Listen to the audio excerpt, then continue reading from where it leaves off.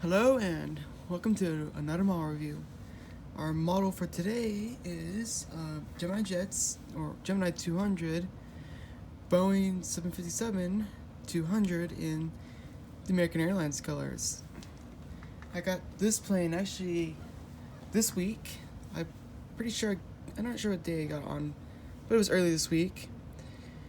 And I got this model from Easy Toys, and I wanted to get it before it disappeared because I feel like a 757 would be a cool model to have. Anyway, show some box details, models in the back right now.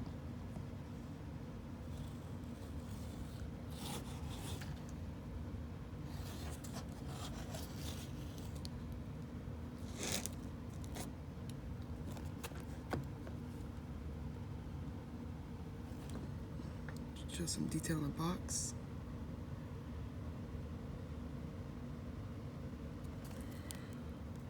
This box is a little bit different from the normal single aisle jets. It actually has this cover that comes up and it shows some history about the 757. You can pause the video and read it. And it comes in like one of those boxes just like the Qantas I showed. Anyway, let's get on to the model. So here is the model. It's pretty darn cool. Rotate it around.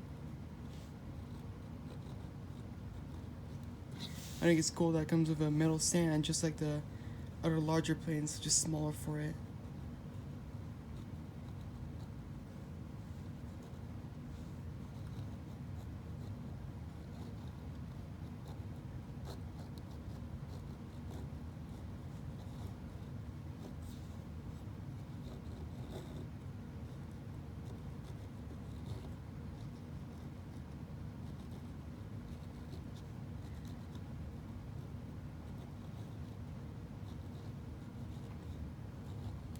Alright, so some closer views of this model.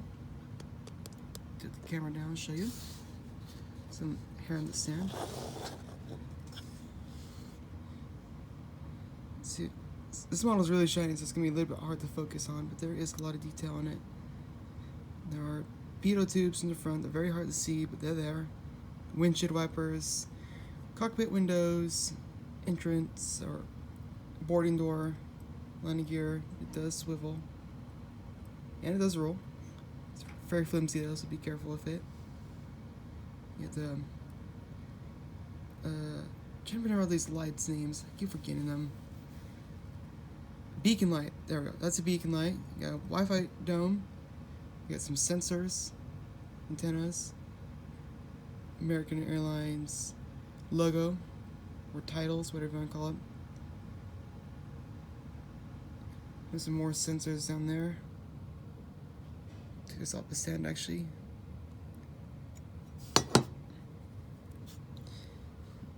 Got some really cool details.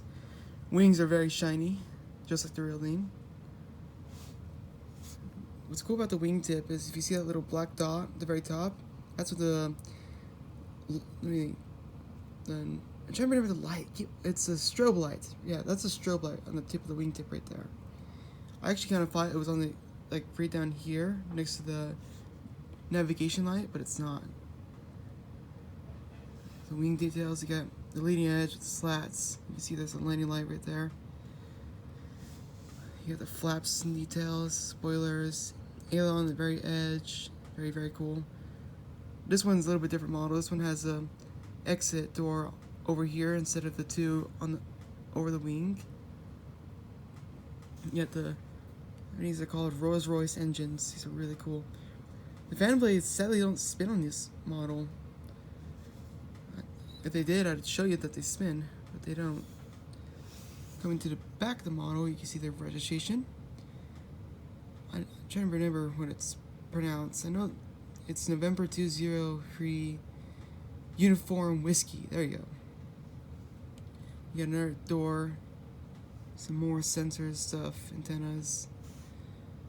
Here at the back of the tail, vertical stabilizers and horizontal stabilizers. Very nice detail. I actually noticed something too I didn't know about. There's actually two little lights right there. You can see them. where I'm pointing with a finger now. So most planes usually have one light that shines into the tail. They're called local lights, but this one actually has two per elevator. Here we back here the APU. That is an actual hole, so it's really cool detail. Spinning this model to the other side. See that little outline of a box by the tail? That's the APU intake. It usually opens up when the APU turns on. Here we got some more boarding doors, registration, and it's hard to tell, but there is the cargo hold door right there. It's hard to tell. You got more exits, windows, wings same as the other side.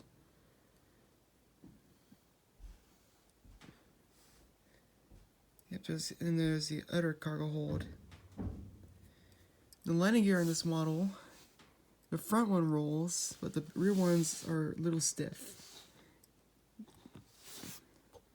So if I try demonstrating this, you can hear it doesn't want to roll that well. Sounds solid. And the landing gear, the main gear, are so close together that they actually spin each other the opposite direction. They're also very, very flimsy, but they do tilt, which is pretty cool. Anyway, here's some more engine detail. It'll focus. It's a very, very cool detail. Moving on to the top of the plane. Move this back so I can clear the table. Of course, you have the lights and the Wi-Fi dome, antennas. I'm not sure what those two black dots are. I think there's some sort of, like they're similar to the Wi-Fi dome, but they came out black instead of highlighted. Here's the tail. Moving on to the belly of the aircraft. You get the gear detail. The gear does come out. It actually has two foam beams on it, so it can go in all the way. I gotta put that in the right way. Yep, I did. Some more sensors and other gizmos. Gemini200's logo, landing gear doors. I'm pretty sure this is called the rat. I'm not sure. Maybe I'm wrong. But usually that would come down if the plane loses power, and it's like a little fan that spins with the air passing it. Actually, there's some pretty good detail on the bottom wings as well. The main gear does come out. Just magnetized in. The front one's not magnetized, it just sticks in there. Get some more stuff into the very back. You can actually notice that there's actually a slight gap in this one. That's totally fine. You see it's not all the way in there. I'm not going to try to fix it. And that's also on the top where there's a weird groove right there. They put that in, but it's totally normal. Anyway, I can show you this model with the closed gear doors. Well, the closed gear doors, they don't stick in there. They just kind of fall out. Although, most of the time you just display it with landing gear down. It still looks very cool with landing gear retracted. Although, if you're wanting the gear doors to stay in there, you're probably going to have to somehow glue them in there. And it does come with these little tools, but there's no holes for them to slide into, so you just kind of press down on it. And you can tell it's just coming out just like that. So it looks better with landing gear on. And just a quick thing, here is the stand. It's certainly smaller, but it will work on other single aisle jets. It has the same size hole to go on the bottom. Very nice stand, metal. So it's actually a little difficult for the landing gear doors to actually stay in. They just kind of fall out. They have like no magnets, but they do have some nice details if I can get it to focus. Yeah, it has some very nice detail, but they don't stay in there, sadly. Here's the main gear setup. That little round part is part of those weights underneath the wing, connects with one of those. Here's the landing gear though, if you want to see some better detail of it. They're very, very flimsy. They also look all bent. I think it's totally normal though. They're just very, very small. They do roll. You can see they You can tell they roll, but just not very well. They're very stiff. Here is the nose gear. Like I said, it has some foam actually that goes up here, so it just sticks inside the plane. No magnet. Let's see if I can focus. Pretty nice detail. It can swivel, so that's pretty cool. And this one does roll just fine. And, well, if I can quickly put the landing gear back in, I can show you a little bit closer detail of the stand. This is actually a pretty neat stand. I kind of wish all those other single aisle jets had a stand as well. Put this over here for now. Show size comparison in a moment. Here's the stand. It has a little foam piece up there so it won't scratch your model. This stand will work with all other small model Gemini200 models that I'm trying to figure out. I think all the big ones have stands like these. This is the only narrow body one that comes with a stand like this. And the 300. The 300 does come with one too. It's a pretty cool stand. Metal. Everything just screws from the bottom. It came a little bit loose, so I just have to tighten it. It's pretty good now. Now, let's move on to the size comparison. Here is the size comparison between a few other Gemini200 models. Over here we have the 787-9, and over here we have the 787 MAX 8. From this view, it's hard to tell the size comparison. You can kind of get an idea of how tall the plane is. It's taller than the MAX 8, although it's still shorter than the 787, which is obvious. Above angle though, you can see a good difference. The 757 fits right between the sizes of the MAX 8 and the 787-9. I almost called it 797. Middle market plane right there. Some closer details, these two models. You notice they almost look the same size, but in person you can tell they're definitely different. Although from video you can tell that too.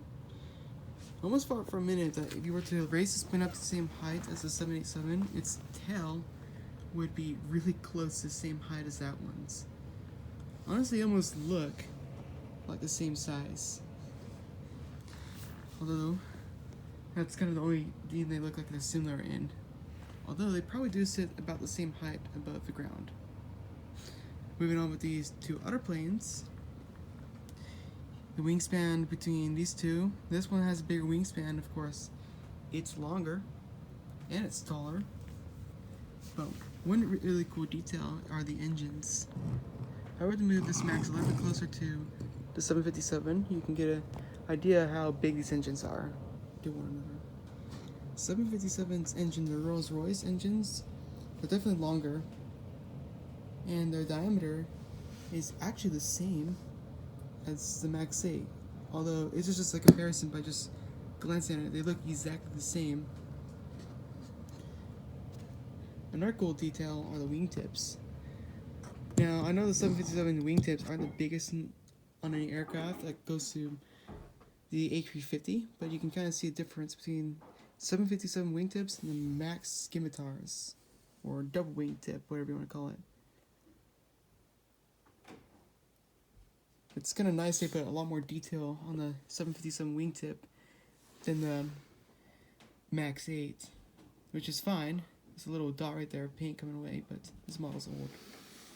Anyway, I hope you enjoyed this model review. Stay tuned if you're still interested for more models. I have another one coming out tomorrow. So, hope you're there, and I'll see you then.